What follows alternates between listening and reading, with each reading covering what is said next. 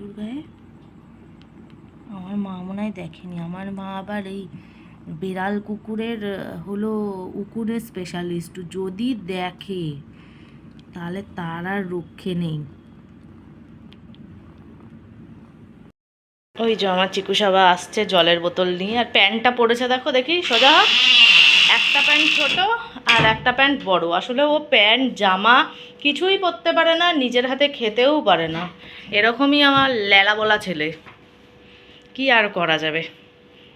তো এটা হলো চিকু সাবার সকালবেলার খাবার, মুসুরির ডাল, ডিম ভাজা আর সাথে পাঁপড় ভাজা। এখন ওকে আমি খাইয়ে নেবো। এখন বাজে হলো ওই বেলা 11টা মতন। এখানে রান্না হচ্ছে হলো মাংস, এই যে কষাতে দিয়েছি। এখন আলু টালু ভেজেও রেখে দিয়েছি। প্রচণ্ড গরম, বাপরে বাপ।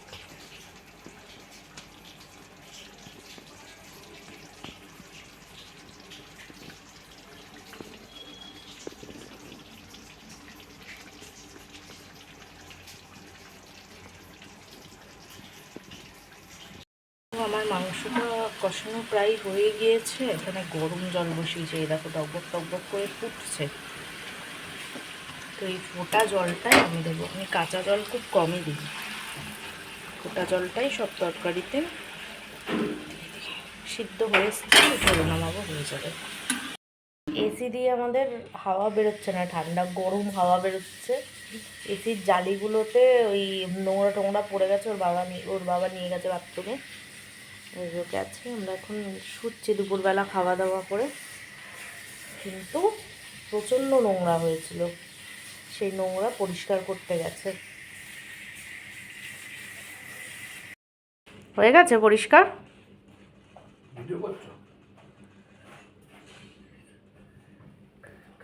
তুমি আমাদের বাড়ির কাজের লোক, ওর জন্য ভিডিও করতেছি। মুছলে না? এই যে এই জালিগুলো পরিষ্কার, এই তো পুরো চকচক করছে। এ তুমি না মুছা দিয়ে দিলে, এতে কি ঠান্ডা হাওয়া বেরোবে বেশি? মোছে না?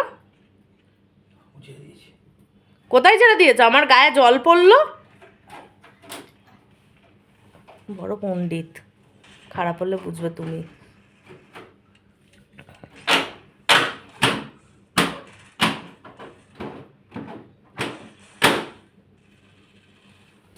সুইচটা দাও। হ্যাঁ, ঘরটাকে পুরো অন্ধকার করে দাও।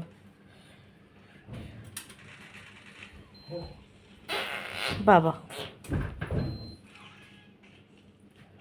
এই তো রিমোটও তো ঠিকঠাক আছে, কুলিং আর হাই।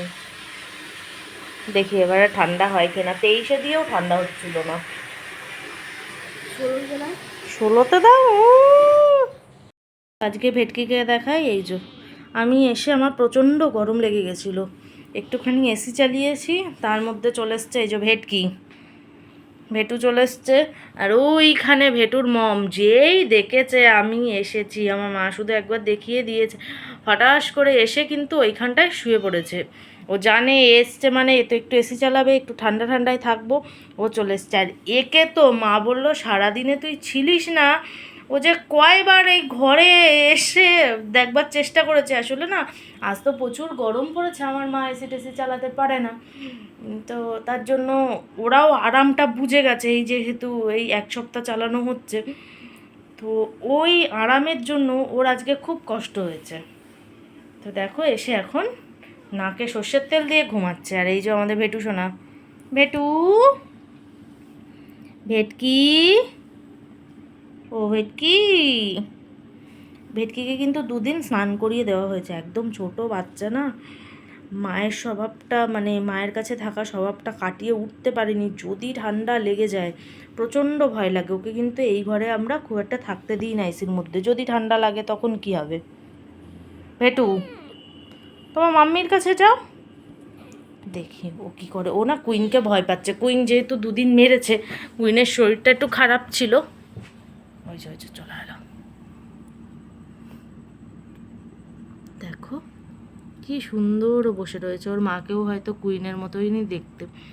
ভেটুর গলায় বেল্ট নেই, কারণ ভেটু তো একদম ছোট, ওর গলার বেল্ট আর আমরা পাইনি। আমাদের এখানে একটা জায়গা আছে যেখানে বেল্ট পাওয়া যায়, তো এত ছোট বাচ্চার বেল্ট পাওয়া যায় কি না আমরা ঠিক জানি না। এ ভেটকি, ভেটকি, ও কি তুমি দুধু খেতে চলে গেছো? কুইনে, ছি ছি ছি, সবাই দেখে ফেলেছে। ভেটু, ভেটু, তুমি বড্ড পেটু ভেটু। এই জন্যই তোকে কুইন পিটায়।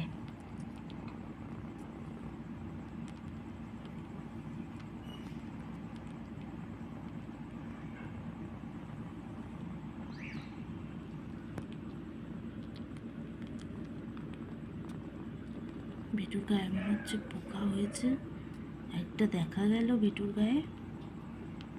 আমার মা মনে হয় দেখেনি, আমার মা আবার এই বেড়াল কুকুরের হলো উকুনের স্পেশালিস্ট, যদি দেখে তাহলে তার আর রক্ষে নেই।